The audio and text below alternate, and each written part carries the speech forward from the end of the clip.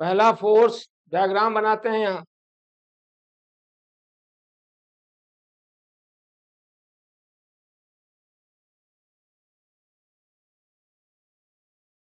चार force act कर रहा है इन 1 न्यूटन और 2 न्यूटन।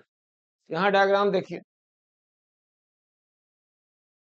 ये वर्टिकल लाइन हुआ जो कि थोड़ा वर्टिकल से हट गया है।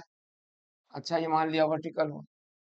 इसमें 1 न्यूटन का फोर्स है जो 45 डिग्री पर है, ये 45 डिग्री पर।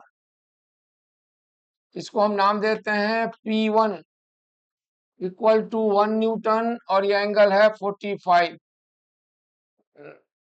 और दूसरा फोर्स 2 न्यूटन का है जो 45 डिग्री पर नहीं 135 पर है, सेकेंड क्वाड्रेंट में। ये है 2 न्यूटन का फोर्स, P2 बराबर है 2 न्यूटन। ये दो फोर्स हुआ, ये भी 45 पर है यानी 135 पर। और तीसरा फोर्स जो है F1 वो एक्स एक्सिस पर, ये F1 जो है एक्स एक्सिस पर, इसका मैग्नीट्यूड नहीं दिया हुआ है। और चौथा फोर्स जो है F2 वो पॉजिटिव निगेटिव वाई एक्सिस पर, F2। यही है डायग्राम। और सब में लिखा है कि बॉडी इज अंडर इक्विलिब्रियम, यानी बॉडी पर रिजल्टेंट फोर्स 0 है। रिजल्टेंट फोर्स 0 होने का मतलब क्या है, F(r(x). तो आप स्टैंडर्ड तरीका तो यही है कि रिजॉल्व किया जाए, तो सबको लिखा जाए F1 बराबर F1, ये अननोन है, ये एक्स एक्सिस एंगल बना रहा है 0 डिग्री, ठीक है। दूसरा है F2, F2 जो है ये भी अननोन है और ये एक्स एक्सिस एंगल बना रहा है -90 डिग्री, निगेटिव वाई एक्सिस में यहाँ है -90। और तीसरा फोर्स है P1, ये P1 पता है 1 न्यूटन है और एक्स एक्सिस एंगल बना रहा है 45 डिग्री। और चौथा फोर्स है P2, ये कितना है, तो ये 2 न्यूटन है और एक्स एक्सिस एंगल बना रहा है 135 डिग्री। इस तरह 4 फोर्स हो गए और सबका कंपोनेंट डायरेक्शन लिख लिए।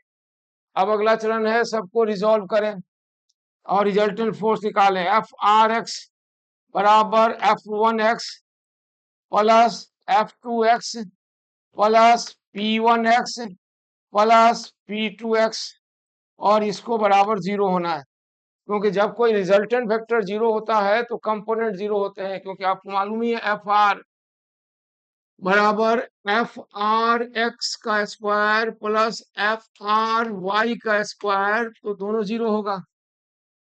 अब F1 एक्स एक्सिस में है तो x कंपोनेंट हुआ 1 cos 0, F2 1 एक्सिस में है, y एक्सिस में है तो 2, नहीं F2 तो पता नहीं ना, अच्छा अच्छा, F1 cos 0। और दूसरा हो गया F2 cos 90 x कंपोनेंट। और तीसरा P1 कितना होगा, तो P1 हो जाएगा 1 cos 45 और P2 का x कंपोनेंट होगा -2 cos 45 बराबर 0। तो इसको सबको हम 0 बताते हैं, तो यहाँ आ जाता है F1 equal to 2 cos 45 -1 cos 45 यानी cos 45 यानी 1/√2, ऐसा आ गया F1। और F2 निकालने के लिए y कंपोनेंट लीजिए, F1 आ गया इतना और F2 के लिए y कंपोनेंट FRy में जो x कंपोनेंट है वो हो जाएगा F1 sin 0 डिग्री, F2 का y component F2 cos 180 degree या y कंपोनेंट में साइन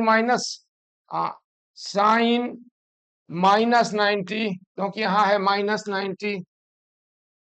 और P1 का y कंपोनेंट हो जाएगा 1 sin 45 और P2 का भी y कंपोनेंट हो जाएगा 2 साइन 45, तब कितना आ गया, F1 0 हो गया, F2 हो गया माइनस F2, और ये 1 साइन 45 और 2 साइन 45 मतलब 3 साइन 45, 3 साइन 45।